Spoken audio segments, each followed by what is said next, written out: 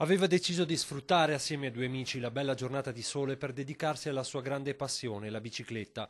Narciso Favaretto, nonostante le 71 primavere, si manteneva in forma pedalando su e giù per le colline della Marca e così doveva essere anche oggi, fino al drammatico incidente che gli è costato la vita.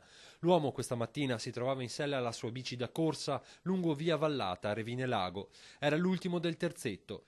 Subito dopo una curva piuttosto decisa sulla sinistra ha perso il controllo del mezzo, invadendo la carreggiata opposta ed andandosi a schiantare contro un'auto che procedeva nel senso opposto. Il conducente non ha potuto fare nulla per evitarlo. Quando i due amici che lo precedevano si sono voltati, hanno assistito ad una scena terribile. Una scena vista anche da alcuni testimoni. Ho saputo tanto che spavento che sono tutta che treme. Ho sentito un colpo, un forte colpo, mi ho girato e ho visto una macchina ferma, bloccata. Vede lui che vi un giovanotto in fuori con le mani sui capelli e il piange e dice oddio ma no, ma cosa è successo, ma cosa, ma come. I vigili del fuoco e alza la macchina per poter estrarlo fuori perché adesso sta schiacciando. In soccorso del 71enne rimasto incastrato sotto l'auto si è sollevato anche l'elicottero del SUEM.